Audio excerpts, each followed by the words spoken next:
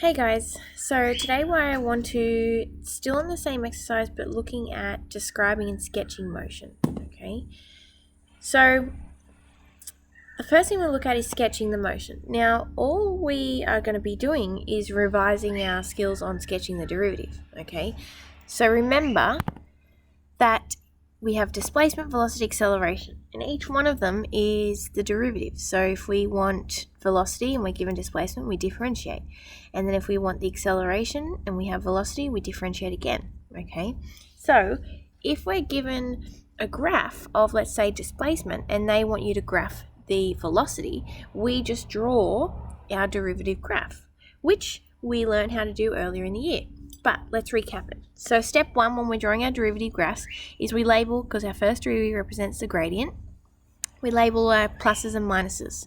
So in terms of gradient going uphill or downhill, we've got downhill, downhill, downhill, a zero gradient, uphill, uphill, zero gradient, and then downhill. So then what we would do is straight underneath, we would first remember if we're drawing the derivative this time, so our gradient, so everything positive above, everything that's zero is on the axis and everything negative is below. So we say, okay, well in this case we've got, it's all negative until it reaches this first x1, and then it's all positive until it reaches the second x2, and then it's negative.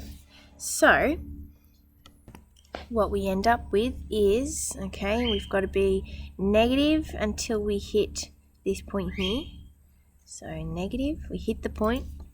Then it's positive until we get to the second point, so above the axis. And then negative after that, so back below the axis. So there is the graph. If this original graph was displacement, so where this particle is traveling, then what we've just drawn is the velocity. So the speed of that particle. So now if we want to draw the acceleration, we now do the derivative of our velocity graph. So if we do the exact same steps, okay, we got positive, positive, positive, zero, negative, negative, negative, negative. So we bring that down here. We know it's going to pass through there. It's positive until it hits that, so it's above the axis. And then it hits that, and then it's below the axis. So there is the graph of the acceleration. And that's it. So it's no new skill because we've learned how to do those earlier in the year. So now what I want to look at is how we can describe the motion.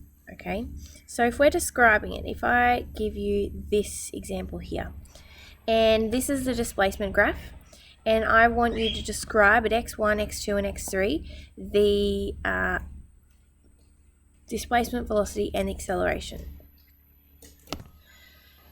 What I thought might be best if I put this in a table. You definitely don't have to. I just thought if I'm describing displacement, velocity, and acceleration of those three, I'll put my results in a table for it to be clearly seen. A few things I want to talk about first, and the first thing is displacement. So we know displacement is where a particle is or where something is, okay? Now, because these graphs that we are now looking at, we've got x on the y-axis because we represent x with displacement, and then on the normal x-axis we have t for time. We know that if something passes through the t-axis, we call that it's at the origin, okay? Which is what we talked about last lesson, a confusing thing because we're so used to the origin being at 0, 0. But when we're looking at time graphs, so our Cartesian plane, when we're representing time, the origin is where it's passing through the t-axis, okay? So you can see this particle is at the origin 3 times because there's 3 x-intercepts, or t-intercepts I should say. Now, when we're talking about displacement, if the particle is below the t-axis, okay, so if it's below the t-axis, so I'm going to write this on here and make sure you put this in your book, below the t-axis, then we say that the particle is to the left of the origin.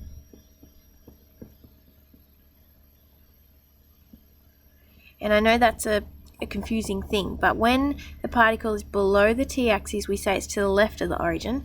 So when it's above the t-axis, we would say then it's to the right of the origin. The way I think about it is left is negative, right is positive. So when it's above the axis, it's positive, okay? So it's to the right of the origin, and left negative, so it's to the left of the origin, okay?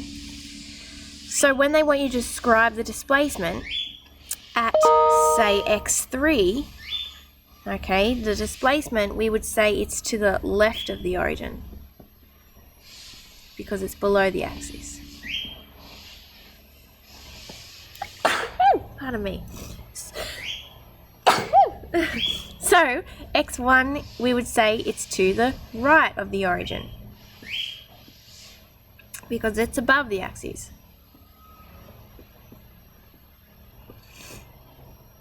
The reason is because if you're finding that frustrating and not understanding why, if we drew the Cartesian plane, and this will probably make more sense later in year 12, but if you drew this in terms of x and y, it would be to the right and to the left of the origin.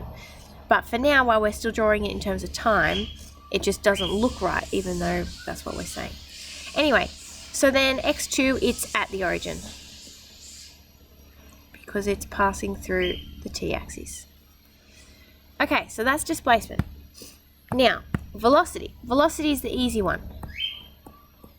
We know that when velocity represents the first derivative, and the first derivative represents the gradient. So when the gradient's going downhill, we would say it has a negative gradient, which is the same thing now as saying negative velocity. So then when it's going uphill, we would say it has a positive velocity because it's a positive gradient, because velocity is the first derivative which represents the gradient function.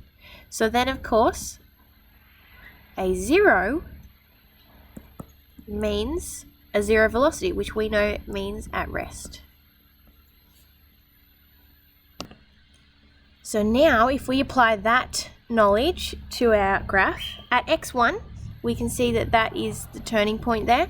Okay, so at x1 the velocity is 0, which we would say at rest.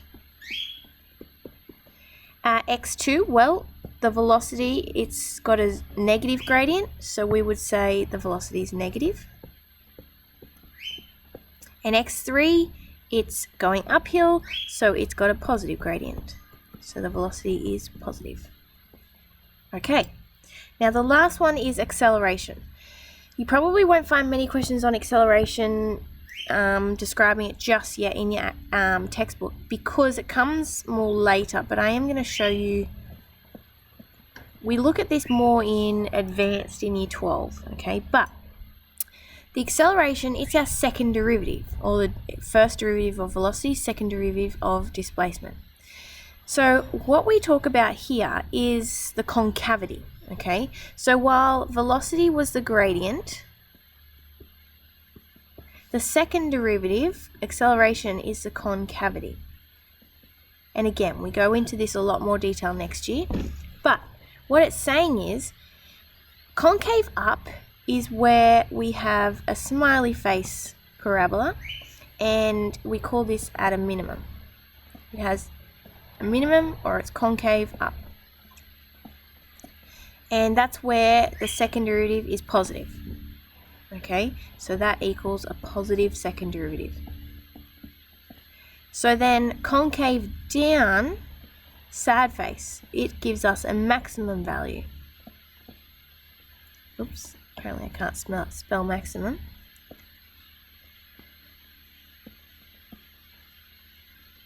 And we call this concave down.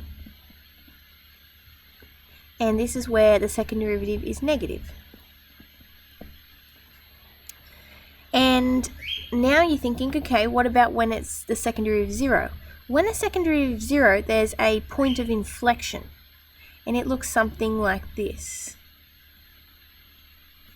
So point of inflection.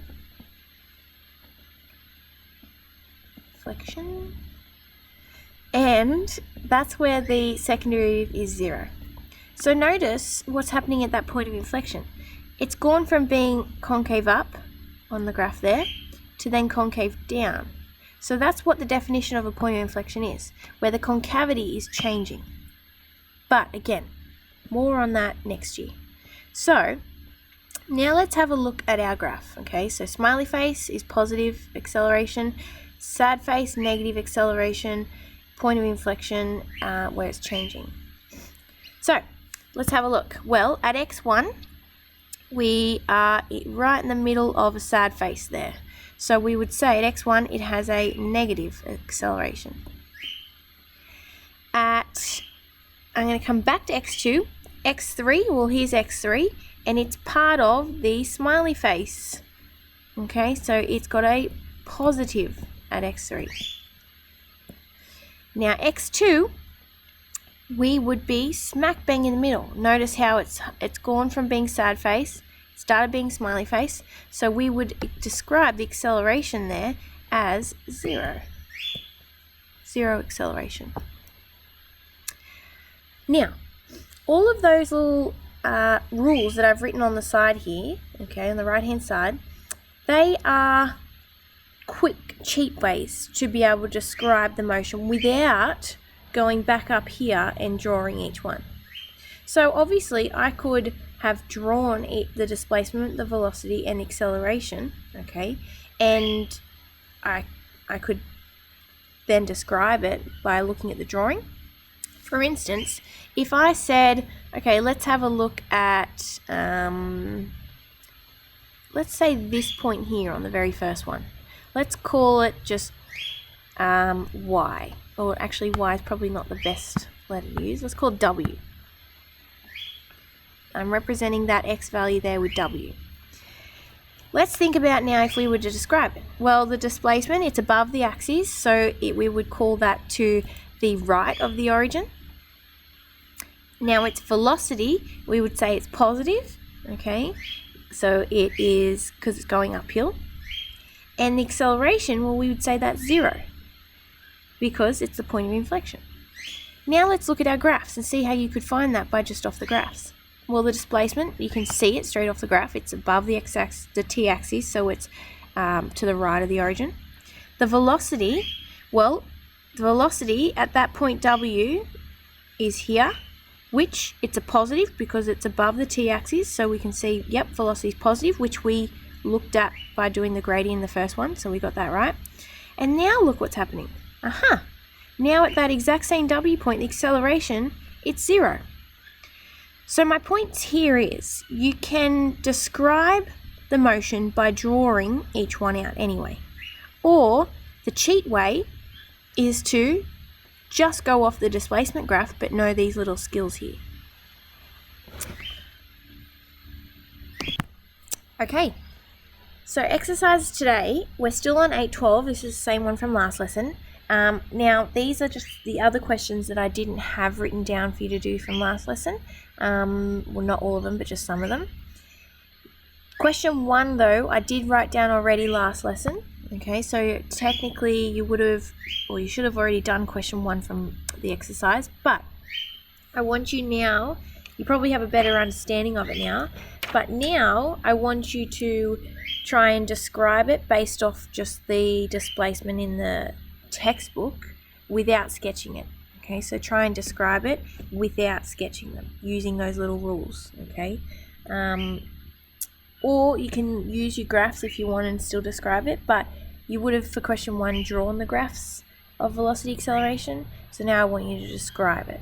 But then, have a go at 3, 5, 6, 7, 9, 14 and 15 for me.